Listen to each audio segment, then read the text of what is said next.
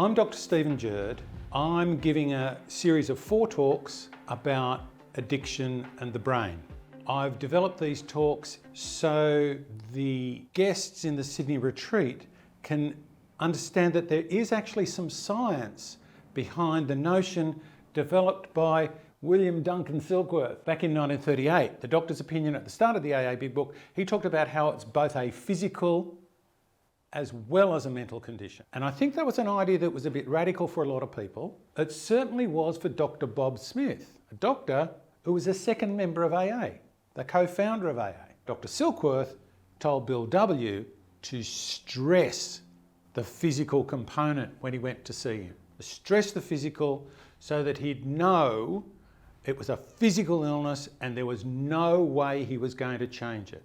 That the only way out was abstinence and whatever he needed to do to his life to ensure that there was abstinence.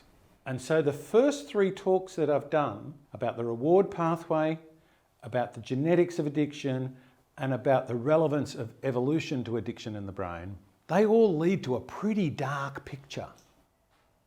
That you got it and there's no way out.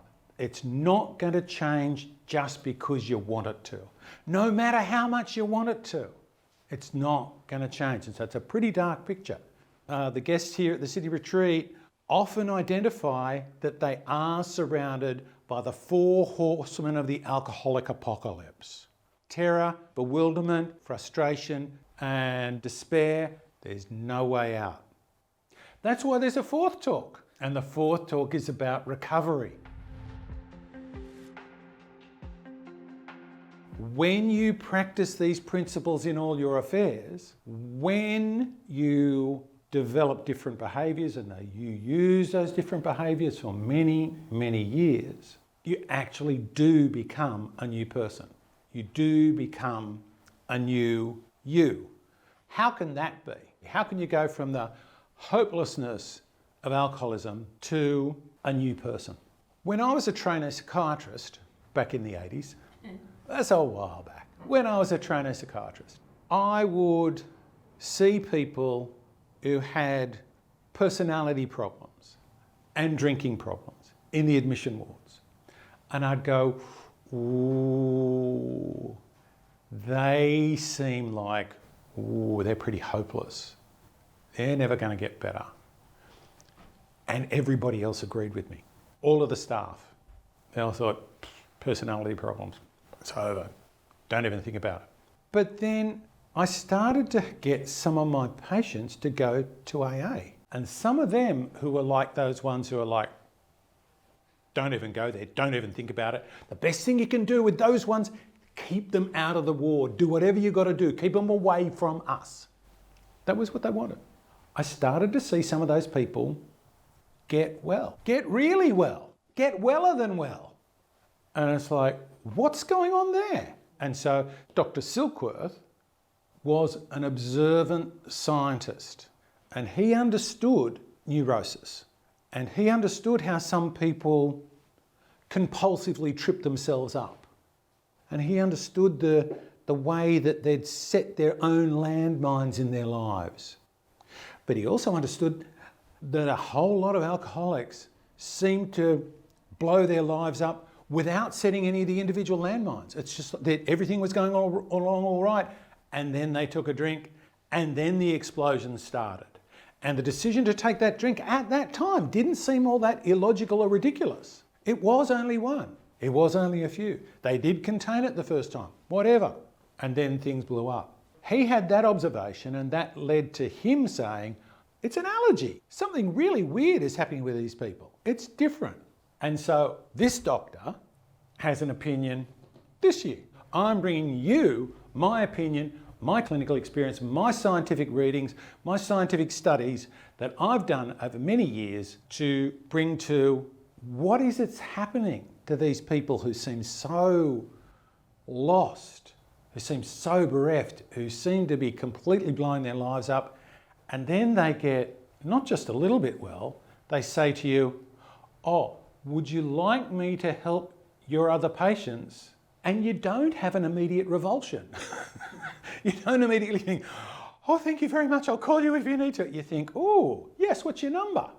You might be able to help some of my other patients. Oh, how can that be? What's happening there? So what I learned in my psychiatry training was a long time ago, and things are a little bit more positive in psychiatry now, a lot more positive. Not as positive as I can be today about recovery for the alcoholics in this room. Are there alcoholics in this room? Yes, there are. Good.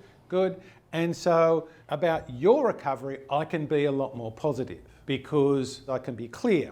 What we've got is not just an observation. Now we understand a mechanism.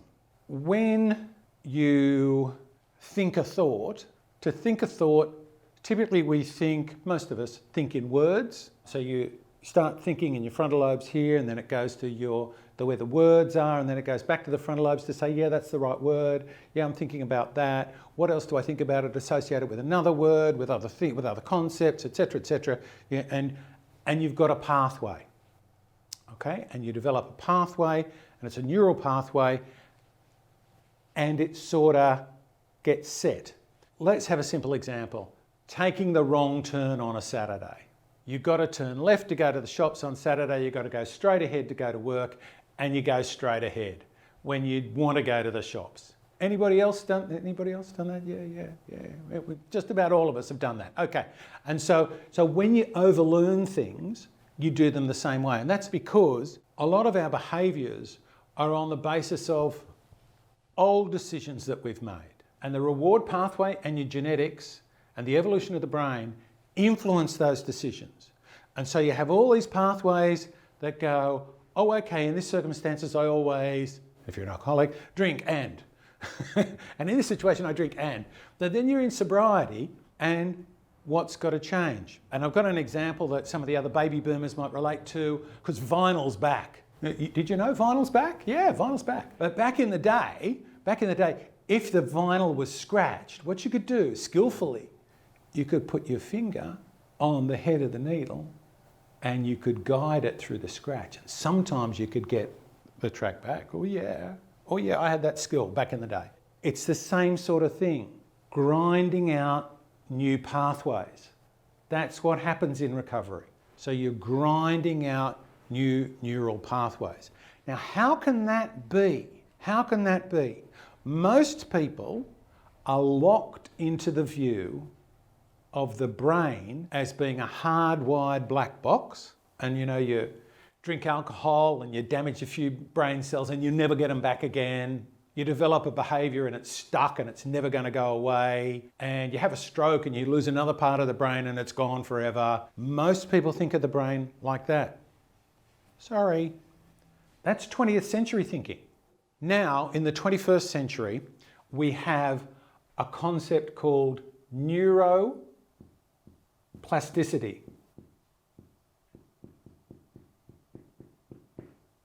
That means that the brain adapts and changes. Whenever we learn something, okay, so let's talk neural pathways again. This brain cell's talking to this brain cell's talking to this brain cell's talking to this brain cell. Have you seen shots of a brain? That's like this incredible lattice work, like a out of control spider web, all these connections all over the place like this. Okay, I'm simplifying it. And one brain cell talks to another and it says, I'm in the car and I'm driving down the highway. I'm going to work or the shops. And I've gone, car, highway, work, oops, I forgot to take that neuronal connection that goes to the highway sometimes goes to the shops. Because there's another one from the same place to a different spot, because you can get to this spot and then go this way or this way. But when you nearly always go to the left rather than the right, you've got a tendency to go to the left. What happens is that if I stop going to work that way, then the brain has got a mechanism for cutting back. The neuroscientists call it pruning. So these are the brain cells, and the connections are synapses. So a synapse here, or here and here. So the brain cells on either side reach out. I remember now the story I always tell. I went to University of Sydney. It's about 2 miles away from this spot in Stanmore. And we had a fantastic professor of neurophysiology. His name was Max Bennett, at the forefront of science, discovering the nature of consciousness in the cells in the brain. Amazing. I assiduously ignored him when I was at university. I'm sorry, Max. But in 2001, I went to the Research Society of Alcoholism meeting in Montreal. There, Max, Professor Bennett, showed photos of one nerve cell reaching out and another nerve cell reaching out and coming together to form a new synapse. And so in sequence, you saw them, this little bud and this little bud, growing like little flowers, and then coming and holding hands so that now this nerve cell's talking to this nerve cell through this connection. And he says, and that took about 20 minutes for him to take those shots inside a living animal brain, okay, watching these connections happen. When you say of your meeting with somebody else, I really made a connection with them, it's actually happening inside your brain. You've recognised who they are. Their face is now encoded in your brain in all these connections across the 20 minutes or so that you spent with them. The tone of their voice, their voice print. You know, our voices are all different, and you can hear somebody, you know, you just need to listen to somebody for a few seconds and you know who it is. Our voices are all different. That's in our brains. It's all connected. And it's all these brain cells talking one to another, and it's happening all the time. So in all that chaos, that's all new connections growing all the time. Connect. And we use them to lay down our new memories. Oh, I should connect, you know, Stephen Jurd with the Sydney retreat, with that ridiculous talk he gave, with that other time I saw him, with that other time, etc. And it all gets connected up. Yes? Yeah. And so it's actually physical. There's a physical connection between different parts of the brain, and you make new neural pathways. So in this example, after a while, when I stopped driving to work down the highway anymore because I go in the other direction over to the freeway, well then I'm going to be a lot less likely to take the wrong turn when I go to the shops because that's not there. So that's without the cells changing, the cell bodies, the lumps of cell. That's only with their tendrils changing and creating neural pathways. But what you're doing is creating a microscopic architectural change inside your brain. When you think a new thought, when you meet a new person, when you engage in a new behaviour, new connection. That hopeless person that you wouldn't want in your psychiatric ward becomes a person who could help your patients. And this happens through neuroplasticity. That is, you get new connections and, oops, you know the story where, you know, you've got so many brain cells and that's it. You know, you lose them, they're gone, forget it, no good. Wrong. You do grow new brain cells in your brain. How do you increase new brain cells? Exercise and other stimulating activities. And that takes us back to all of these talks are sort of an effort after connecting it all up. How did this amazing recovery thing happen?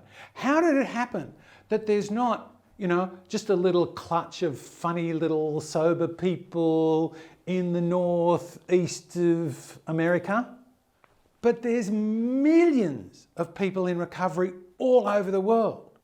When there's that much smoke, there's a fire. And so here at the Sydney retreat, we encourage that fire.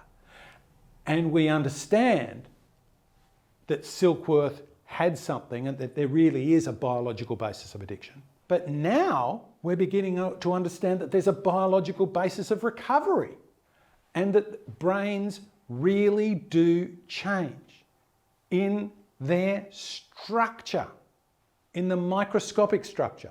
You've still got, the hippocampus, where the hippocampus, that's the memory part, always is. You've still got the amygdala, that's the, oh my God, I'm terrified part of the brain, or I'm going to fight, or whatever.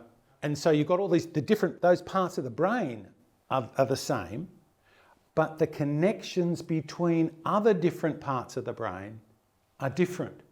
So that, for example, a traumatised person whose amygdala is always on fire and ready to flee or fight at a moment's notice starts to be bathed in the goodness of recovery, starts to connect with other sane and sensible and sober people, and they change.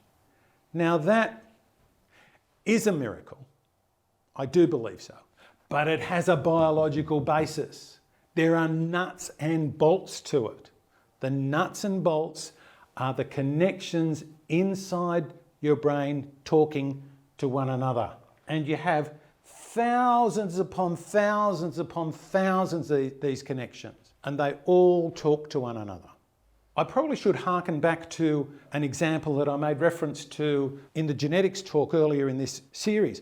A colleague of mine did an experiment where he got using addicts to do a frontal lobe test. It's called the Stroop test, and a word flashes up and you have to say what colour the word is written in. And that's the word that flashes up. And you have to say, black. Yeah, but it's a bit of an effort first because you read the word white and it means something. Now to do that, you have to use your inhibitory centres in your frontal lobes in your brain. And those parts of your brain go, oh, it's a trick, watch out, don't say white. And so this doctor did this test with using addicts and he found they did it as well as anybody else.